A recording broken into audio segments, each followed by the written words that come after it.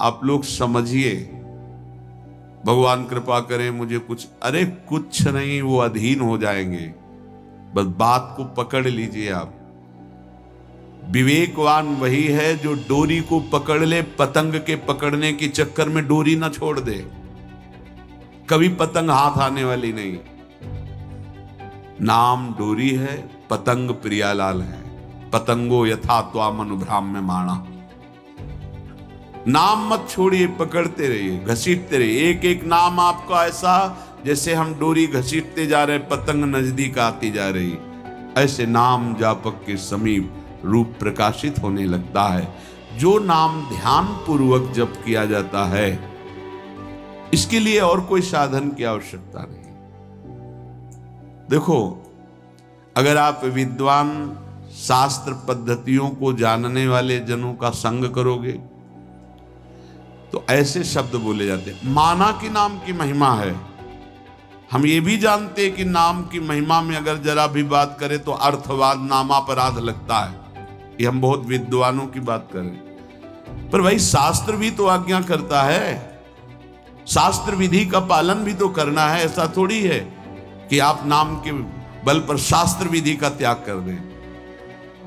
और हम जहां से बात कर रहे हैं ना, बोले कहां से बोल रहे हो? बोले वृंदावन से बोल रहे हैं। क्या बोल रहे हो? विधि निषेध नहीं दास, अनन्य उत्कट व्रतधारी। हम उन आचार्य की शरणागति के बल पर बोल रहे हैं जो शास्त्र विधि निषेध के दास नहीं है। करनी अकरनी दो विधि भूले, विधि निषेध सब रहे धरे। नर हरिदास ते भय बावरे, जे आह प्रेम प्रवाह परे। तो सुने न काहू की कही, कहे न अपनी बात। नारायण वा रूप में मगन रहे दिन रात। ना काहू सो बोलिबो, ना कोई व्यवहार। बस अपनी कुंवरी किशोरी को जियत निहार निहार। कुछ नहीं चाहिए। ऐसे उपासक के सामने मोक्ष पदवियां सिद्धियां हाथ जोड़े खड़ी रहती हैं, पर उसको चाहिए ही नहीं। जब तक चाह है तो पकड़ में नहीं आएंगी, जब चाह मिट गई तो सब घेर लेते हैं अपने आप। सारा वैभव रिद्धियां सिद्धियां सब। जब तक चाह है तब तक कर्म का भोग भोगना पड़ेगा। अचाह हो गए तो अब भगवत विधान लागू हो जाता है। अचाह महापुरुष के ऊपर प्रारब्ध नहीं, भगवत विधान लागू होता है। जिसको इस बात पर विश्वास नहीं वो प्रवृत्ति में फंस जाएगा। ध्यान दीजिए, इस बात पर विश्वास नहीं है कि नाम चल रहा है प्रियालाल का, अब मुझे कोई साधन की जरूरत नहीं। पूज्य भाई जी महाराज, मैं अपनी पहली और आखिरी बात कहता हूं कि आप नाम जप का नियम लें, निर्वाह प्रभु करेंगे। और कोई साधन करें, हम रोकते नहीं हैं, पर यदि आप नाम जप करते हो तो किसी और साधन करने की आवश्यकता ही नहीं है। महापुरुषों के वचन, ये कोई अपनी मनगढ़ंत बात नहीं है। भगवान ने अपने को सहज में प्राप्ति करने का उपाय अपने श्रीमुख से बताया। अनन्य चेता सततम यो माम स्मरति नित्य सह, तस्याहम सुलभा पार्थे नित्य युक्त योगिना। जो पुरुष, जो उपासक अनन्य चित्त से मेरा स्मरण करता है, मैं उसके लिए सहज हो जाता हूं, सहज प्राप्त हो जाता हूं। जिनको लगता है भगवत प्राप्ति बहुत कठिन है, अरे ये तो कहीं ब्रह्म ऋषियों को मिलते हैं, नहीं नहीं, ये इतने कृपालु हैं कि बिल्कुल सहज हैं। जो सहज हो जाए तो बहुत जल्दी मिल जाए। कहीं गाय चराने वाले को मिल जाते हैं, कहीं एकदम भोले भाले जिनको ज्ञान ही नहीं है उनको भी मिल जाते हैं। एक बहुत ही भोला नवयुवक था, अढ़ैया नाम था उसका। अढ़ाई कहते हैं 2.5 किलो को। पहला आहार उसका 2.5 किलो का ही है, आगे आप श्रद्धा रखें तो और प्लस हो सकता है। लेकिन वो मतलब घर में माता पिता पधार गए तो उसे कोई 2.5 किलो आटे की कौन रोटी बना के दे। थोड़ा जब उसके अंदर चेतना जागृत हुई तो जब कहीं ठौर नहीं मिलती तो संतों का आश्रम मिलता है। एक आश्रम में गए, उन्होंने कहा हमको नौकरी में रख लो, कोई सेवा में रख लो। तुम्हारा नाम क्या है? बोले अढ़ैया। वे कोई नाम है? बोले गांव के लोग कहते हैं क्योंकि 2.5 किलो हम पाते हैं। तो 2.5 किलो? बोले तौल के 2.5 किलो आटे का जब हम रोटी पाते हैं तब हमारी बाल भोग होता है। आगे कोई श्रद्धा करे खीर पूड़ी, पर 2.5 किलो अन्न चाहिए। तो कहा यहाँ भंडारा है, तो रोज 2.5 किलो क्या 5 किलो पावे, क्या सेवा कर सकता है? उनका जो आप सेवा बताएंगे सिखाएंगे वो हम कर लेंगे। उनका तुम गाय चराया करो, गाय चरा। भाई देखो हमारा वैष्णव सिद्धांत है, तुम गाय चराने जा रहे हो, हम यहां से तुम्हें अमनिया दे दिया करेंगे, जंगल में तुम बनाओ और वहीं ठाकुर जी को भोग लगाओ और पाओ। बिना भोग लगाए पाने का विधान हमारे आश्रम से आपका नहीं बन सकता। बोले हमको तो कुछ आता नहीं भोग लगाना, क्या भोग लगाए? उनका जब आप बना लीजिएगा, क्योंकि अब यहां 2.5 किलो तुम्हारे लिए अलग से बन करके जाए, तुम अपना बनाओ, जो जो चाहो भंडारी से कह दिया दे दिया करो, वहीं लकड़ी बीनो, वहीं बनाओ और गाय चराओ और ठाकुर को भोग लगा के पाओ। जितना मनावे आप पाओ। पहले दिन भोग मिला तो बाटी बना, गरीब आदमी था, घर से तिरस्कृत था, वो सब जानता था। बाटी ऐसे उपला बीन लिए, बाटी बनाए, 2-4 आलू का भरता बनाया, 2.5 किलो आटे की बाटी। उसने कहा गुरुदेव के ठाकुर आओ भोग लगाओ आके। बड़े बड़े ऋषि मुनि मंत्रों से आवाहन करते रहते हैं, सरकार पधारते नहीं, केवल भाव से भोग लगाते। ये इतने लीला बिहारी प्रभु आ गए श्री राम जी। अढ़ैया ने आंख खुरक लगी ऐसी तो आंख खोल के देखा, नवीन मेघ कांति, अरविंदाक्ष, सारंग धनुष धारण किए हुए सामने खड़े। कहा कौन हो आप?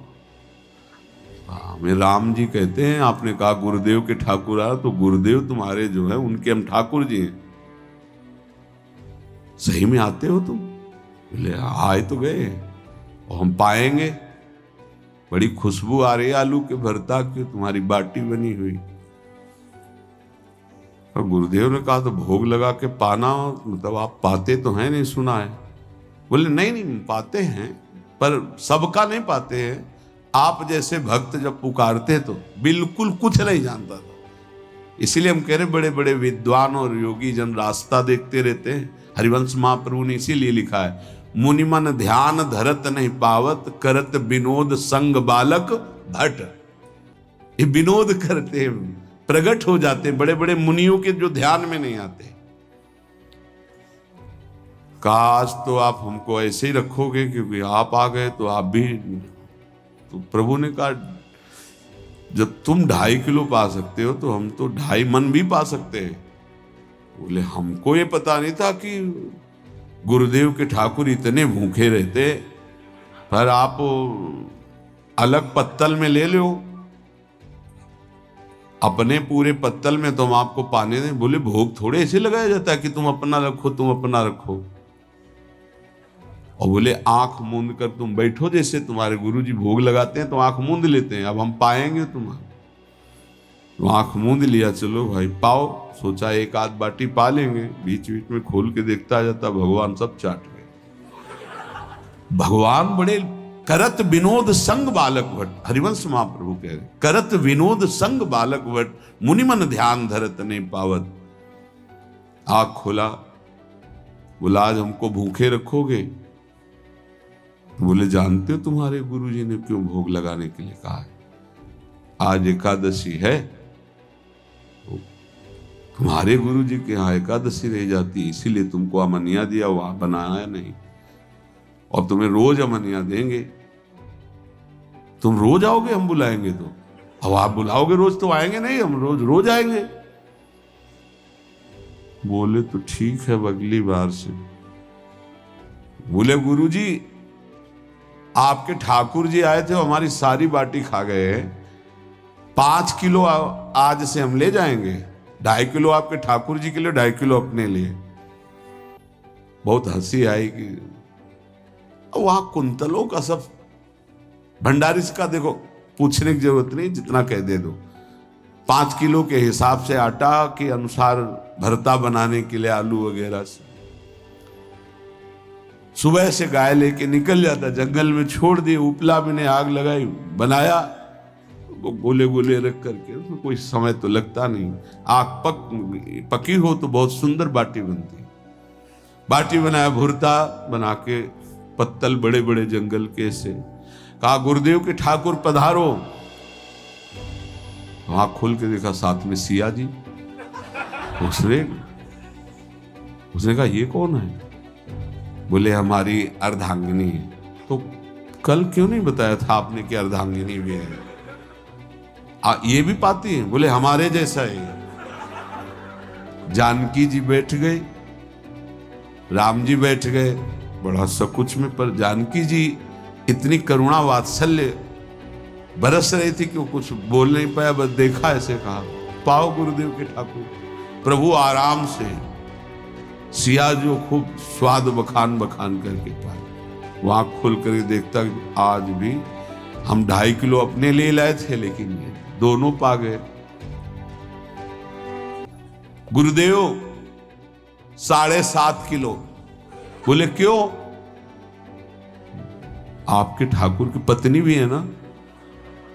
कहाँ है? तो दोनों आए थे।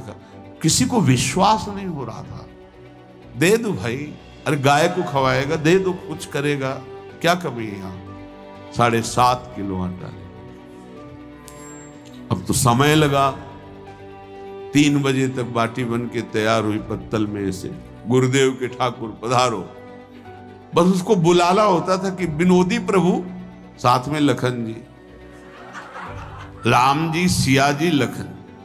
ऐसे दिखा, ये कौन है? बोले छोटे भाई। आपके भाई भी है? हाँ हैं। पहले अब परिवार में कितने लोग हो आप? पहले बता देते तो हम वो सब आ जाते हैं। लक्ष्मण जी से कहा बहुत सरल भगत है, नाराज मत होना, चुपचाप पा लो। तीनों बैठे, फिर बेचारा ऐसे ही रह गया। जब वो चले गए तो पत्तलों में जो किनका रहता था, एक अद्भुत आनंद। अगले दिन गया, बोले गुरुजी 10 किलो आटा चाहिए। वो कहा 10 किलो क्यों? बोले आपके ठाकुर जी भी आते हैं, उनके ठाकुरायन भी आते हैं, उनके परिवार के भाई भी आते हैं, गोरे गोरे थे वो। यार कैसे, इसको कैसे अनुभव हो सकता है? सिया राम लखन जी का बहुत हट किया। 10 किलो आटा लिया, पहुंच गया, बनाया, 4 बज गए, रखा। उस मन में सोच रहा था आपकी संख्या ना बढ़ जाए। कहा गुरुदेव के ठाकुर पधारो। विशाल गदा, भयंकर स्वरूप हनुमान जी महाराज। आंख खोला तो 3 स्वरूप में प्रभु खड़े हुए थे, सिया राम लखन, हनुमान जी चरणों में बैठे। पूछा ये कौन है? तो कहा ये हमारे प्रिय सेवक हैं हनुमान जी। एक बार आप अपने पूरे परिवार का, अपने सेवकों का वो आप पर्चा बना के मैं दे दो, गुरु जी को दे देंगे जाके। हर बार एक बढ़ जाता है तो भगवान मुस्कुराए, हनुमान जी इसका कुछ बोलना मत, बहुत निराला भगत है। बोले पाओ प्रभु। तो पहले सिया राम जी पाए, फिर जो प्रसाद लक्ष्मण जी पाए, फिर हनुमान जी पाए। हनुमान जी सब पूरा बहुत निर्मल भाव से बनाया हुआ और निर्मल भोला भक्त पा गए। अगली बार कहा गुरुदेव 5 किलो एक्स्ट्रा में रख दो, 1 नंबर बढ़ता जाता है। आपके पहले ठाकुर जी आए, फिर ठाकुरायन जी आए, फिर उनके भाई आए, फिर इस बार तो बहुत भयानक रूप, गदा लिए हुए, लाल अरुण वर्ण शरीर का प्रकट हो रहा है। जिधर देखो कंचन वर्ण की कांति, मुख में अरुण वर्ण की कांति। हमने पूछा आपके ठाकुर जी से, तो उन्होंने कहा कि वो सेवक हैं।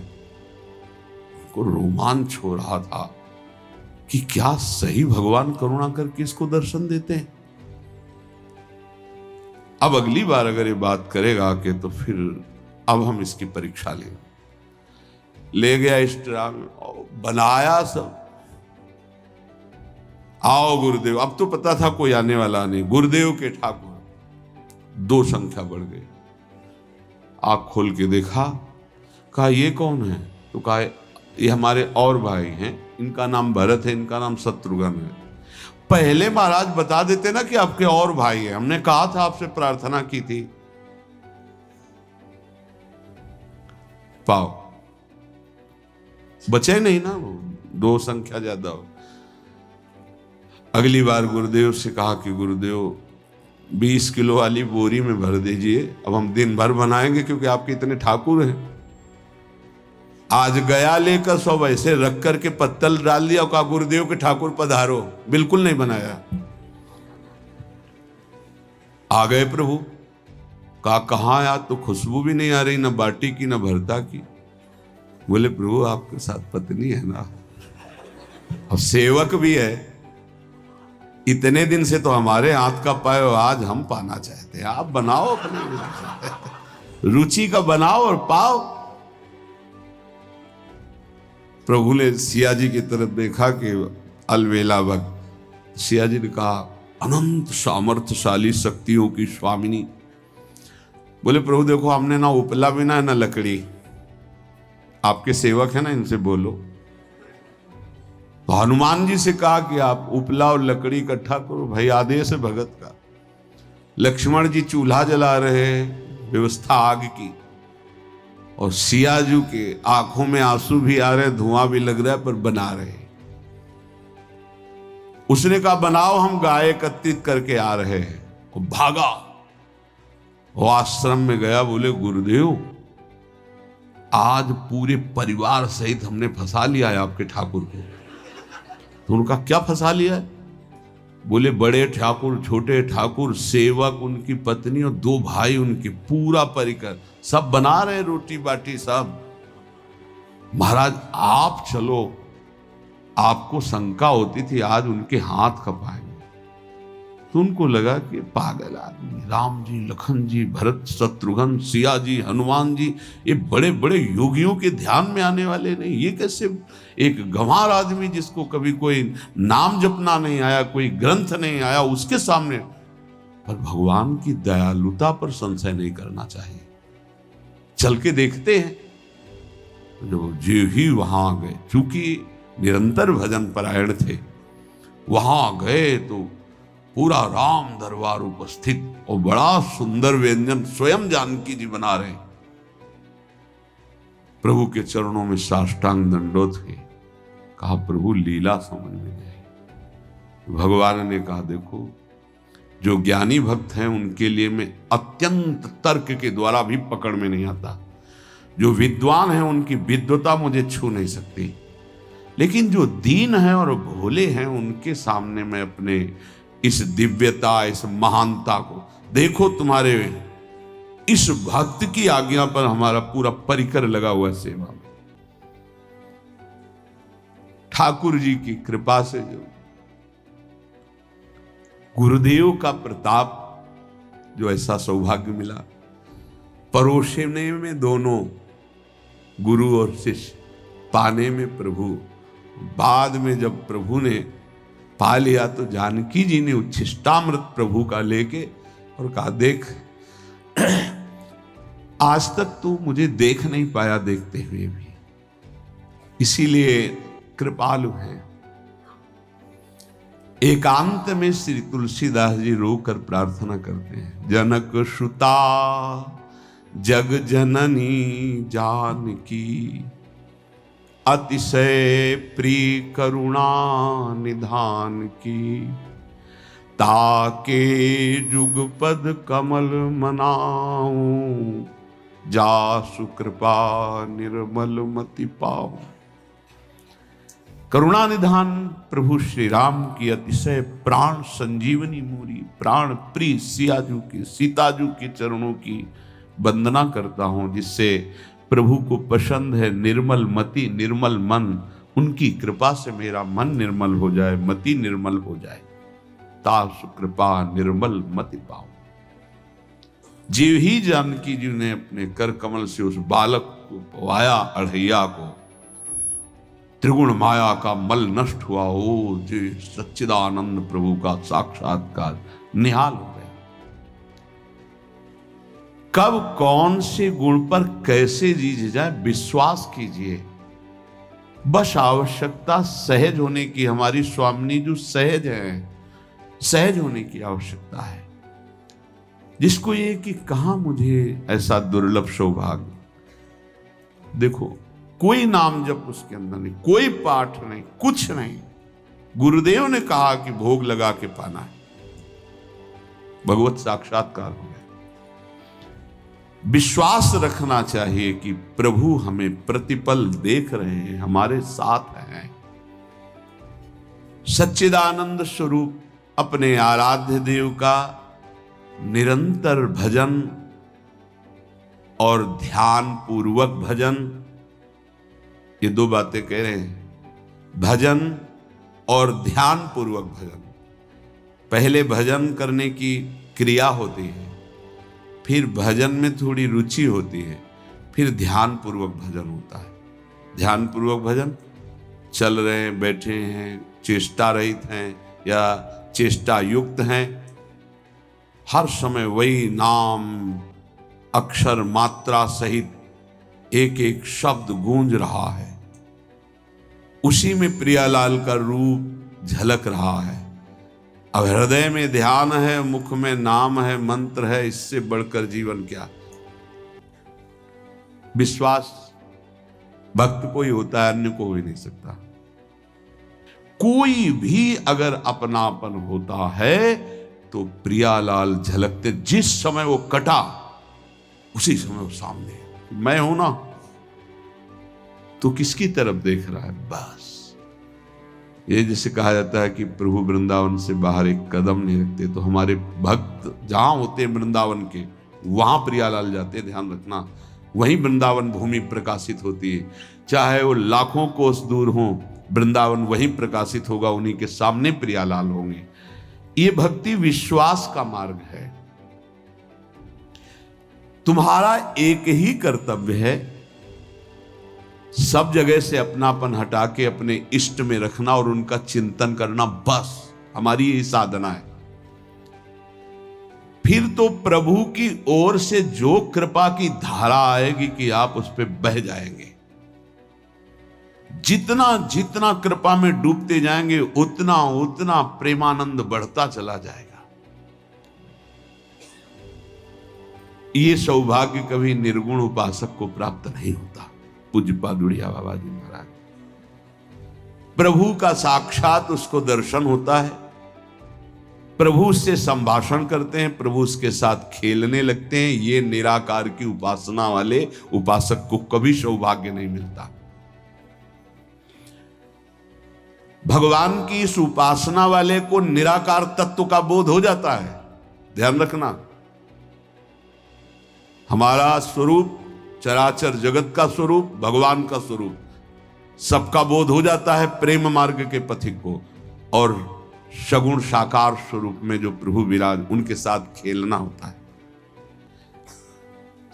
जो सगुण उपासक साकार उपासक हैं, उनको तो निर्गुणोपासना का जो फल है सर्वत्र तत्व अनुभव, ये स्वाभाविक हो जाता है। लेकिन जो निर्गुण निराकार उपासक, उसको साकार रूप में दर्शन, संभाषण और लीला में ये नहीं होता है। बड़ा भाग्यशाली है, अनेक जन्मों का उसका भजन सिद्ध हुआ, जिसको प्रभु के साकार रूप की भक्ति करने का अवसर मिला।